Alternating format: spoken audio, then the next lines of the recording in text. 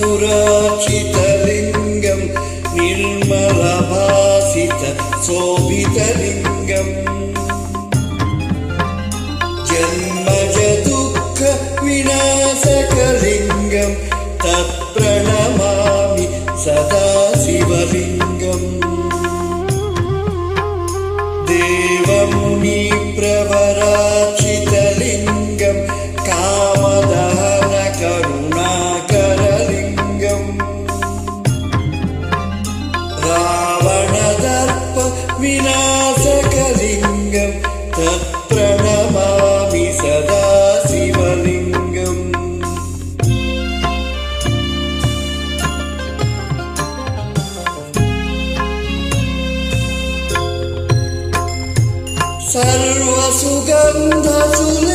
सर्वसुगन्धसुलेपितलिङ्गं बुद्धिविवर्धनकारणलिङ्गं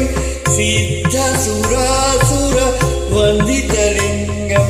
तत्प्रणमामि सदा शिवलिङ्गं कनकमहामणिभूषितलिङ्गं फणिपतिवेष्टित शोभितलिङ्गम् साक्षसुयज्ञविनाशकलिङ्गं तत्प्रणमामि सदा शिवलिङ्गम्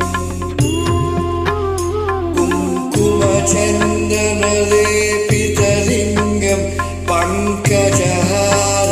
सुशोभितलिङ्गम् संचितपाप विनाशनलिङ्गं तत्प्रणमामि सदा शिवलिङ्गम्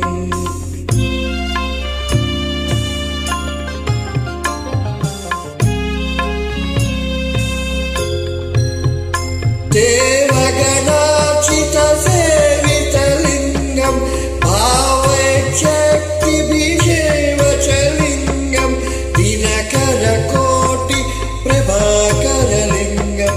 तत्प्रणमामि सदा शिवलिङ्गम्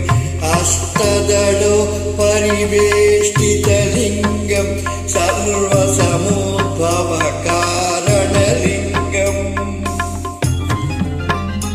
अष्टदरिद्र विनाशनलिङ्गं तत्प्रणमामि सदा शिवलिङ्गम्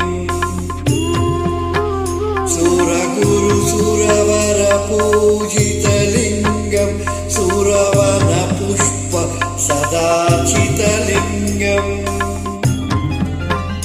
परमपरं परमात्मकलिङ्गं तत्प्रणमामि सदा शिवलिङ्गम् लिङ्गाष्टकमिदं पुण्यं यः पठे शिवसन्निधौ शिवलोकमहाप्नोति शिवेन सह मोदते।